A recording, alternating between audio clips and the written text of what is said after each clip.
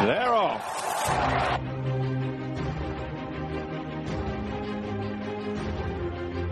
All covered, all ground, all beaten. Frankel won the Champions Stakes and lives up to the title. Driven out up the running, Sire Grugy has seized the opportunity this season and he's going to land the biggest prize of all, who lead the Derby field up to the line, and it's ruler of the world who won the Derby. A royal win in the Gold Cup. Esteban has done it. Esteban and Ryan Moore has won for Her Majesty the Queen. It's Mondo to win the National.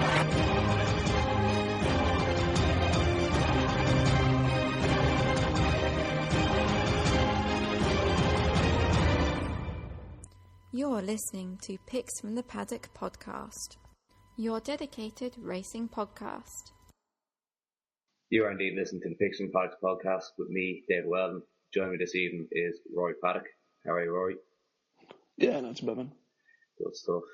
We'll dive straight into the weekend's action that we saw 2 weeks ago now, Cheltenham Trials Day. A few nice performances. Safford Aurora, Peace and Co, many clouds winning at Cheltenham, and then at Leopardstown with Undersow winning the Arkle and Hurricane Fly winning the unprecedented fifth Irish Champion Hurdle. Start off, Rory, with the juvenile race, and Peace and Co was a very impressive winner. Do you agree? Yeah, I thought with it only being 6 runners, I think it was the fact it ended up going off at 1 to 2 was pretty much making money. I did back it, I backed it in doubles and so on. I couldn't back it on its own, but yeah, it did what it has to do, did it well, beat decent enough horses despite there only being 6 runners, but you couldn't have done anything but take positives out of that, really. It was a decent race and it did what it had to do and it did it well. Yeah, I agree, but for me, 7-4, the triumph now is probably far too short for a race of its kind. Oh, yeah. And we'll probably be looking to get a beat on today. We'll move on now, just quickly past that. Lots to get through tonight. Safford Aurora won the Cleve Hurdle, notorious to be Big Bucks' race, and Safford Aurora won it well enough in the end for owner and trainer of the legendary Big Bucks, getting the better of Rev de Civila, who was admirable in defeat as usual. Would you be back from Safford Aurora to win the World Hurdle? No, I mean, it's one of those where it did what it had to do and it did it quite well. I've just got a niggling doubt that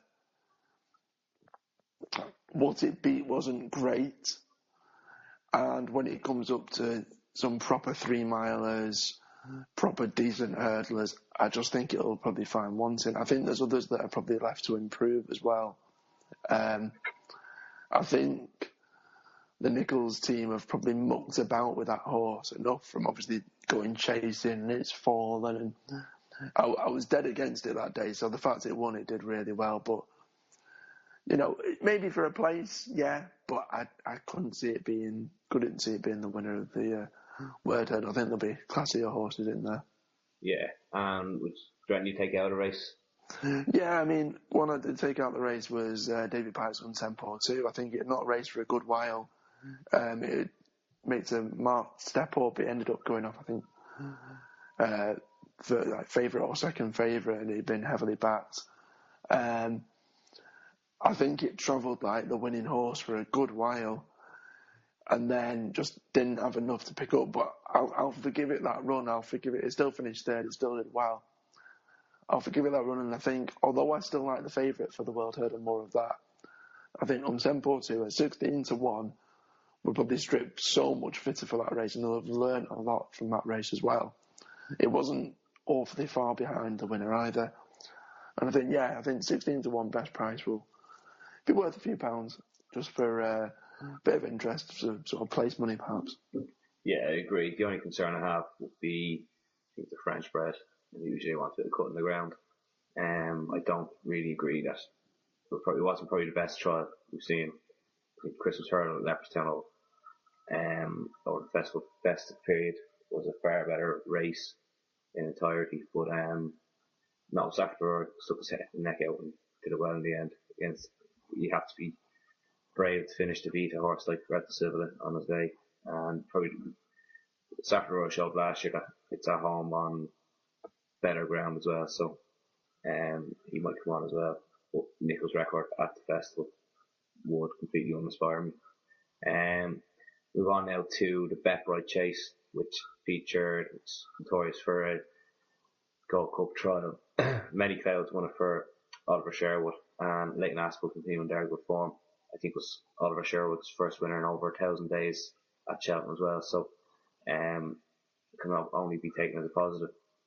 In my opinion, really, he got an easy time out in front and beat the Nast, who was a non-stayer, and Matt Place, who really doesn't want to get his head in front. He's been second from far too many times now for my liking. But you could be nothing but impressed with many clouds, and he threw his name in the hat for the Gold Cup. Anything in particular about that race, Roy? No, I think it's safe to say that it probably puts paid to Dinast's hope of a Gold Cup trial, which will please our fellow pundit Chris Connolly. But you won't be too pleased now because Dinast's ruled out for the season. Well, no, in that case he wouldn't. I think it's a very muddling trial. I think a lot of the horses that were in there perhaps didn't want the distance, but you have to be impressed with many clouds. I think the one thing I took out there was, more than anything, it was nice to see a lesser known trainer do well in a race like that. It'd be good to see many clouds do well in a Gold Cup for sort of smaller connections, you know. But I think it's another one that it's probably bred, or it's probably the way that it is. It's probably a Grand National horse in the future. It'll probably be similar to that of, say, Hedge Hunter, who I think finished third in a Gold Cup once, but obviously ultimately went for Grand National glory. I think it's the same sort of horse. It'd probably place at best, but I just don't think it's classy enough to win a Gold Cup. Yeah, no, it jumped very well in the day, but I agree with you there. He probably isn't up to that level. Well, going by what won it last year, you couldn't really say that, but he's won a Hennessy now on a Bet Bright Chase, so he's obviously improving. Oh yeah, I mean, you have to give it its dues. It's doing what it needs to be, you know, it needs to do in decent level races as well. It's beating decent horses, so maybe I'm being a bit unfair, perhaps. Yeah. Right, so that was really everything that happened at Cheltenham. There was a couple of nice races at Doncaster as well. A couple of upsets with Black Lion, who was many people's banker for the day. Seen a couple of tweets going around Saturday morning where wheelbarrows were being rolled down to bookies to pile on to this so-called good thing for Nigel Justin Davis. He was eventually turned over by a Henderson horse, Karachi Apache, who just outstayed two of them. The one horse I'd probably take out of the race was Zero Shades of Grey, and it's interesting now that connection to Top going for attempts with him over 3 miles on better ground. I think he'd have a live chance. Anything else over the weekend? Catch your eye, Rory? Nothing that caught my eye, but just to kind of go on the Black Lion thing, I mean, with those connections and Nigel Justin Davis, it's struggling to kind of get them right. Same with, other than the new one, there's obviously the classiest horse probably from that yard. I think they're having a bit of a muddling season. I certainly wasn't of the opinion that Black Lion was as much of a banker as a lot of people did. But I probably would take the winner out of it. I think the winner did what it had to do, and its battling qualities was, it was very noticeable, especially, having to fight against what is meant to be a classic horse in Black Lion. Yeah. But I don't think there wasn't anything in there that was, that blew me away by any stretch of the imagination. Did you see the ride that AP McCoy gave Three Kingdoms against Ruby Walsh on Solar Impulse? Fill me in, my man. Fill me in. Basically, McCoy hit the second last, and it was just really a classic Walsh-McCoy battle up the straight, with McCoy just getting there on the line. But Three Kingdoms for me would have a live outside chance in an Arkle or a JLT, whichever route he goes down. Looks a nice horse, and John Ferguson's having the right time with his jumpers this season. We'll move on now to the Sunday. We had 2 Grade 1 races from Leopardstown. I was fortunate enough to be there that day. Undersow won the Arkle, and Hurricane Fly, as said, won his 5th Irish Champion hurdle. I was touching the Fly first. I don't think you saw that race, Rory. Coming down the back, he was beaten. Jeski went off and took over and kicked early, and the fly looked like he was flat-footed, but it was an unbelievable performance by the horse to get. He came up upsides, come 2 out around the top end, and from then on he was never going to be beaten. Yeah, Jeski did make a mistake at the last, which kind of played his chances to finish a lot closer, but he couldn't be impressed with her. He could not be nothing but impressed with her play, making his record 10 out of 10 at Leopardstown. And while people are always still writing him off for champion hurdle, I'm starting to think now that he looks like he's in the form of his life and could have a very good chance in the champion hurdle. Jesse, I mean, a lot of people were, and again, I'll be honest and say I didn't see the race, but a lot of people after the race were slugging the ride on Jeski off for clattering the second hurdle. Would there be any justification in that at all? Or? No, like the McManus team put Flint out in front of Jeski to work as a pacemaker for him, and the horse was pushed along after a furlong, trying to keep up, trying to go faster than everything else, and didn't do his job properly. So Jeski was out in front far too early, had to make most of the run himself, and once he made that mistake, and it wasn't really a bad mistake, he kind of just nodded on random, and McCoy just gave him an easy time and brought him home safe and sound. Like, no point in ruining him for Cheltenham to figure days ahead. That horse has been firmly planned towards the champion hurdle come March. Move on then to the Arkle. It was only a 3-horse race, but it was a great, really probably one of the best 3-horse races we've seen for a long time. It featured 2 previous Grade 1 winners in Gilgamboa and Clarkham, but the winner was another William Woods horse by the name of Undersow, who now leads the Arkle market at odds of 4-5, and he's also 3-1 favourite for this year's champion chase, albeit with a run. I can't really see him going there, but were you impressed, Rory, with what you saw? Yeah, I mean, again, the fact that it was a 3-horse race, you'd kind of look at it and probably grumble on first inspection, but you couldn't have probably had any 3 better sort of horses of that class from Ireland out of any, even if you could pick the best 3, those probably were the best 3.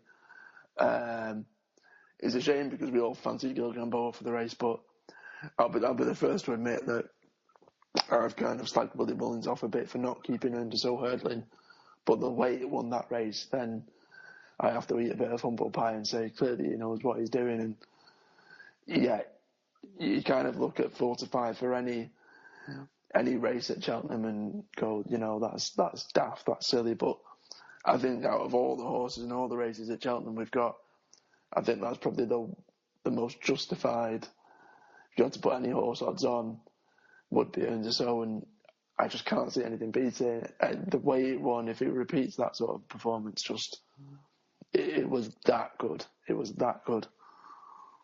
Yeah, he was very good. Like, there was noticeably gasps when he was jumping some of the fences because he was standing off them by so far. Somebody might take that as a negative, that he'd be liable to make a mistake and fall, but he's also very, very clever. Coming up to 2 of his fences, he got in close to him. He fiddled over him very cleverly and didn't lose really any momentum. Like, there was talk of him being as good as Sprinter Sacra. He has to go and prove that still by winning the Arkle as well as Sprinter Sacra did, but I see no reason why he shouldn't do that and why he couldn't prove to be unbeatable in the 2-mile division over the next couple of years if he stays sound. Right, so yeah, I mean, I think it's something that we touched upon as well, that even if I know it wouldn't do, but for hypothetical reasons, even if it went into the 2-mile chase, it'd have an amazing chance. yeah. Of troubling the likes of Sprinter Sacra and Cider Cruise, etc. I certainly wouldn't be confident about backing something else against it. So, if it's that good now, and it has a year or 2 to progress, and come next, 2016, 2017, I think it'll take all the beating for this, 2-mile Queen Mother. Yeah, big time. Right, so that was Cheltenham Trials Week and Leopardstown. We'll move quickly on now to the following weekend, which saw a nice card at Sandown and then again at Musselburgh and Punchestown on the Sunday. Starting off at Sandown, we had the Sicily Oz Chase. a grade 1, which for novices, which was won in fine style by Gitan de Burley for Willie Mullins, sending over a mare for Simon Muir, who seems to be pulling horses from some places that he shouldn't be pulling them from. This horse won well, a couple of horses in behind, failed to kind of deliver, like Splash James and Champagne Westfield. He went off 5-1 and wasn't really that fancied. It's a great one, it's a great bit of placing by the Master of Cotswold. But also on Saturday we had the contenders final, which saw another triumph. Fancied horse in Bristol in May. It was found out pretty poorly in my estimation anyway. Gardner Victoire is a very good handicapper, but he's just below the top class, and given the weight you would have to give away to Bristol de May, it's very disappointing that he wasn't able to beat him. Jolly Allen in second, who probably ran a nice race and is probably going to be a cracking chaser next year. What was your take on the race? Yeah, I was disappointed with Jolly Allen. Jolly Allen was a horse that I kind of actually tipped for this year's festival. So for it to come second in a race like that, you know, it's not a massive shame, because I think there was decent enough horses in the race, but I certainly didn't see the winner, winning. I thought it would have come between the top two, for the favourite and Jolly Allen.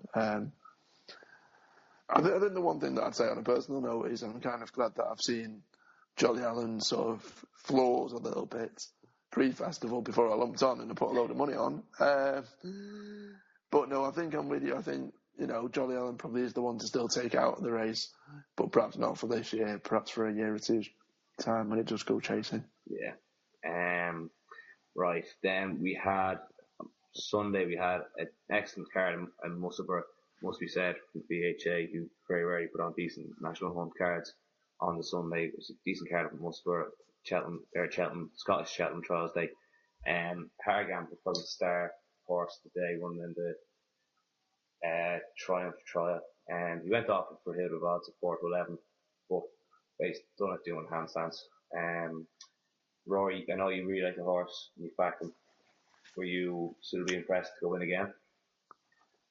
I mean, one of the things that with horses, and maybe it's just me being slightly superstitious, is I don't like the horses to win an absolute ton. I'd rather them be, in the sense that I'd rather a horse be used relatively sparingly going up to the festival. I wouldn't want to see, say, 4 or 5 wins next to its name. So if it's now put away and it doesn't go out again before the festival, I'd be very happy with that. Yeah, it won how it wanted to, didn't it? It was really impressive. I know that we'd talked about Starkitect before in a previous race, and how we thought that it could improve. But it did improve a little bit from its previous second place, but I think that's probably down to the winner doing so well. It's Hargam's a horse that when it won at Cheltenham on its penultimate start, I was all over it for, I think I even mentioned it in the podcast, saying that everyone was raving about Peace and Co. That had won that day, and I was just like, no, Hargam was more impressive. It's got Cheltenham winning form. It's got 2 wins to its names, one of which is obviously at the Cheltenham course. I genuinely really like this horse for the festival. I think he's got a cracking chance of maybe even overturning the favourite. Yeah, no, he's still about 7-1. Like, he probably wouldn't be a bad each way shout. So we'll just leave it there briefly, and we'll be back after this quick break to look forward to a cracking weekend of racing ahead. Plus we'll have all your Twitter responses, and we'll have the picks pod. Hey, lucky 15 it is this week, with Chris not being here, for our charity bet. Join us then. You're listening to Picks from the Paddock podcast. Want to own a racehorse? Pay as little as £10 a month and join Picks from the Paddock Racing Club. Get involved and own a winner. Welcome back to the Picks from the Paddock podcast. Look straight into this weekend's racing and what's been dubbed Super Saturday. at Newbury, and also there's a cracking card at Warwick. And then on Sunday there's 4 Grade 1s in the Hennessy meeting, which is usually fairly informative to the Cheltenham Festival. We're going to do a look at 15 anti-post, looking forward to the weekend, 2 selections each. Start off with your first one there, Rory. Bang away. Yeah, it'll be a bit boring. Again, sound like a broken record, but it's the return of Cider Cruzy. A horse I've been banging on about. I was worried in the sense that obviously he's had an injury scare, but as you've informed me, the Moore family, especially jockey Jamie, has come out and pretty much said if it doesn't win, he'll be absolutely devastated. Clearly that's a big enough, a big enough positive on my side of things to think that it's obviously clearly going well at home. I think it's actually going to be in a relatively tough race, with the likes of Mr. Mole, Vibrato, Valtar entered in there as well. Probably argue it's a better return race than Sprinter Sacra was in. But if you can get evens about Cider Cruzy, I think that's relatively generous. And yeah, I just can't see anything beat it. If the team is that confident about it, who am I to go against them? I think that seems like a surefire thing for this Saturday. I know it's not a big price, but if you want a winner, then I'd probably say you can't go far wrong. Yeah, fair enough. And you probably won't have any qualms with the ground either. He's one on heavy before. I'll give you my 2 now. Both are coming from Hennessy weekend over at Leopardstown. Start off with the Delight Novice Hurdle. Previous one in the past by Vitor last year, on its way to winning the Supreme Novice Hurdle. And while the race probably isn't as good as that this year, there's one in here about Henry the Bromheads that I really like. I know Chris, fellow podcaster, who really likes him as well. He's won his bumper coming from an unbelievably bad position and then bolted up in his maiden hurdle. Up to the top level here, he needs to find a lot, but he's obviously well liked to thrown in the deep end. It's Identity Thief for Gigginstown and Henry the Bromhead.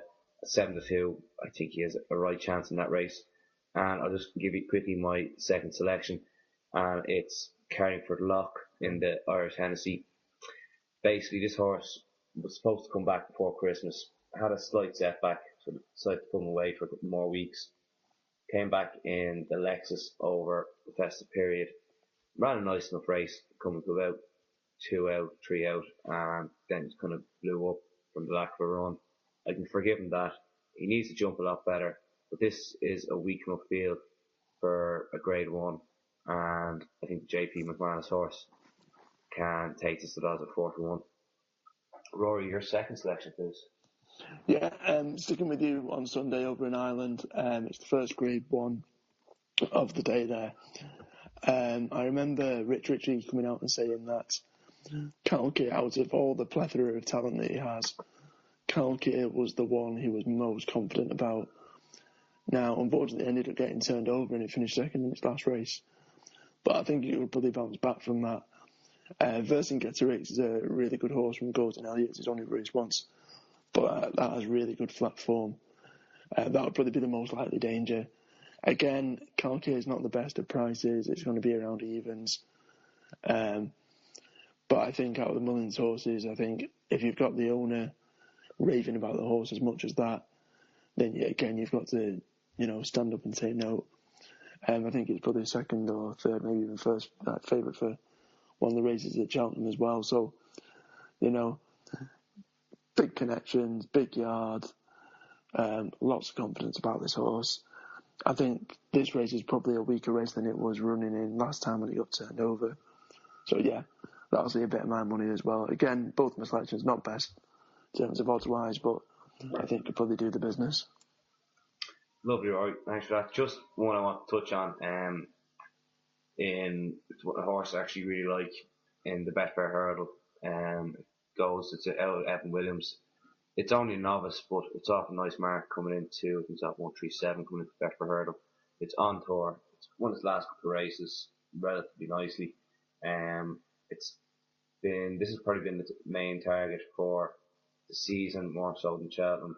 And Evan Williams he had such a good season that you have to kind of take note when his horses are laid out for these kind of races. At 16-1, I'll be having a little squeak on him. We'll move on. Earlier on, I threw a few topics out on the Twitter page at Picks Paddock. A couple of you got in touch. Thanks very much for that. So basically, the first question I threw out was, with the NAS pulling out of Ryanair and out unfortunately for the season, Don Cossack is now a clear favourite at around 72-41. Does he deserve that? Is it his to lose now? Basically, at 8, Paul Frey, 8, Nick Palfrey, as he goes by in real life, said Q Card should take all the beating. I can't really agree less with him. I can agree completely with him. Sorry. He's finally been run over the ideal trip for him, and if he's anywhere back to his best to take all the beating. Even though I am a massive fan of the Don. Rory, your thoughts on Nick's comment? Yeah, its Q Card is he's such a hard one to place now. He's a horse that has delivered in the past, but you just really wonder how much it's got left. I think the Connection's persistent push for a Gold Cup horse might have, dare I say, ruined the horse a little bit. Its persistence in terms of trying to go for above 3 miles. I think, the drop in trip's going to be a massive, massive plus. I think the horse is still a quality horse, and I don't think the field of the RSA is going to be fantastic. So, yeah, I think it's worth it. It's worth having a go with the horse. I think it'll be a decent enough price as well. But I couldn't have the favourite as short a price as it is. I think there probably will be something in there that will probably overturn it. Whether it's Q Card, not too sure, but it certainly has a chance. Lovely. Right, so the next question I just threw out, given the weather concerns we've been having over the last couple of days or so, with all the all-weather racing on, really the question was, are you sick of all-weather racing, or are you glad of it at this time, as we have racing on? At Horse Racing Maria, aka Paula Chilton, just tweeted yawn. Completely agree there. Can't stand it. Our own pundit Ed Leahy at Neighbourtone, he's just glad there's some racing on that he can have a look at. And then James Evans, aka Neil Ejim, loves the all weather, completely prefers it to the jumps. James, you need to get your head examined. Rory, I know you're a fan of the beach, alright? It's a tough one for me. In terms of the quality of racing, I couldn't disagree with James more. You've got give me Cheltenham, the likes of Cheltenham and Aintree and the big jumps meetings, even the big handicaps that you'll have on a Saturday. I'd much rather watch that and sit in front of that than some poxy Class 5 6-runner handicap from Southwell on a Wednesday afternoon sort of thing. And I mean that with no disrespect, but I'm sure even the people who run Southwell would agree that the calibre of racing compared to some of the amazing jumps action we have, it's miles and poles apart. It is nice to have racing. I think being an avid racing fan, I think I was lost with the few days, the way that the calendar worked out with, I think it was from the 23rd to the 26th of not having any racing on the 23rd, 24th or 25th, obviously not on the 25th of December, but I was lost for those few days of kind of sat twiddling my thumbs not knowing what to do. So I do like the fact that it's an option. I think the one thing you probably want as a racing fan is choice. If you like it or you don't like it, I'd rather it be there so then you can either, you don't have to watch it, you don't have to have a bet in it, you can completely avoid it. Saying that, however, especially after the week I've just had, punting on the all-weather couldn't be better. I absolutely, for whatever reason, and I don't particularly prefer it, but for whatever reason I seem to do well. Betting-wise, if they took that off me, I'd probably cry. I also am the writer for our Friday Night Lights article, which is all weather based, so I'd be lost without it there as well. But in terms of comparing it to the calibre of the jumps racing we have, there is no comparison, you know. I think what probably annoys me with all-weather racing, I think it's too much. You know, if you're going to have Kempton, Wolverhampton and Lingfield all on the same day, I'd much rather see that brought down to perhaps two races, two meetings at best, and make the racing a lot more competitive. I think I've seen today at Chelmsford whereby you've got 4 runner races and 6 runner races, and you're not even getting 3 places. And on the punting side of things, that becomes really, really monotonous, you know, and very sort of like, if you want to try and boost the sport and you want to try and get behind it when you're not really helping punters out that kind of float the sport, I think that's when it becomes very, very frustrating, to say the least. But yeah, I mean, it has its place, but yeah, give me Cheltenham any day of the week.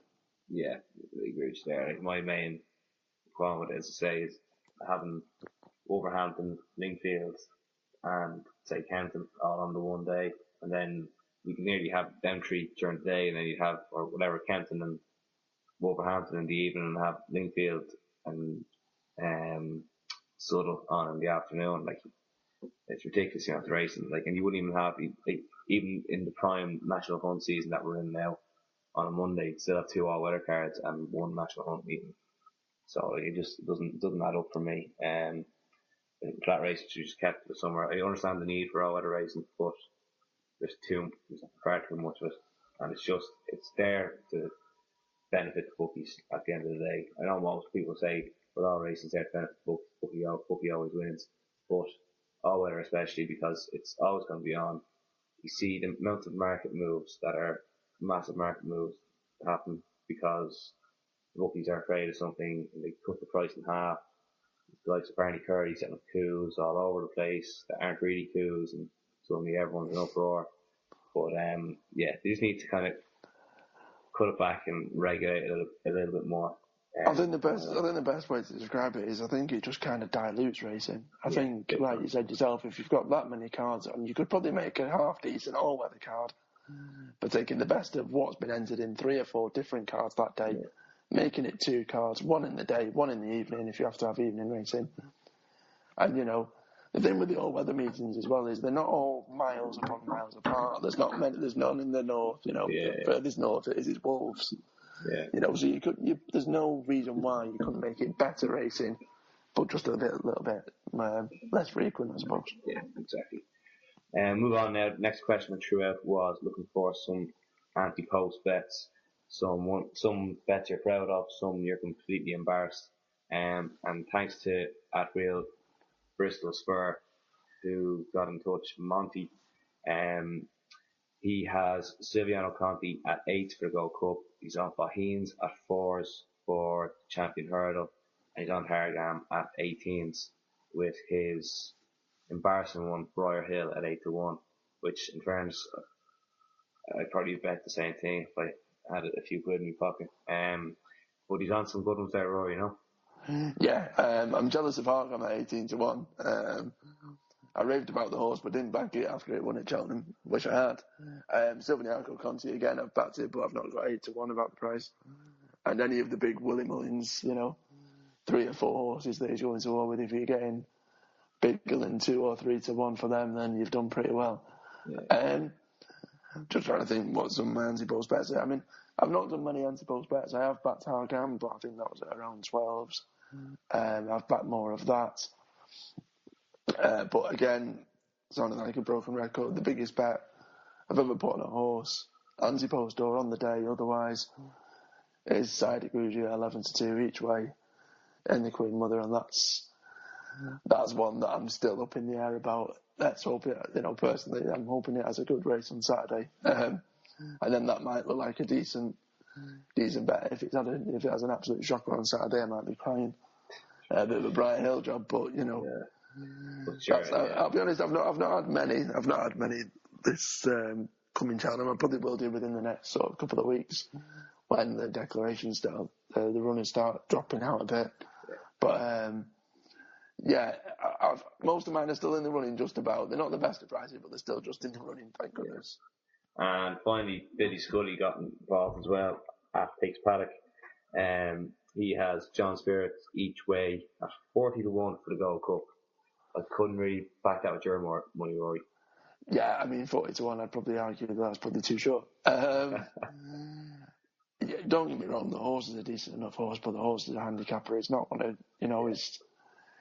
it's not going to have any sort of allowances in the likes of the Gold Cup. I'm not even sure if it'll run. I think, it lies Cheltenham, so you've got a bit of a positive going on there.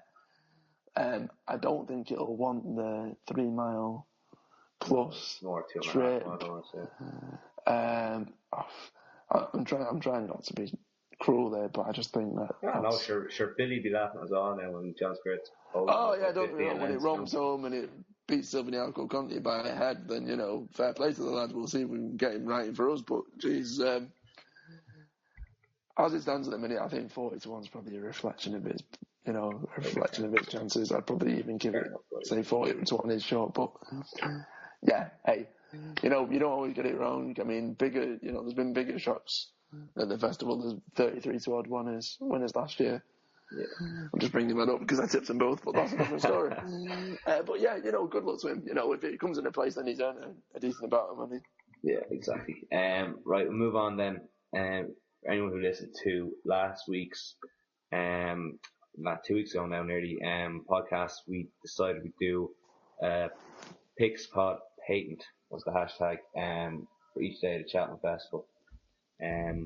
Last time I put up Joshua Lane, Chris put up Thomas Crapper, and Rory, you put up Polly Peacham in the Mares race. Yeah. Unfortunately, it looks like mine's a non-runner, so that's obviously we're off to a cracking start there. But, with there only being 2 of us here, we couldn't really narrow it down to one choice each, so we decided to do Picks Lucky 15 for charity this week. I'll start off with my 2. I'll just go with my 2 and let you finish up there, Rory. My first one actually comes in the Champion Bumper. I know what you're thinking, what is this guy on? But I actually really fancy one.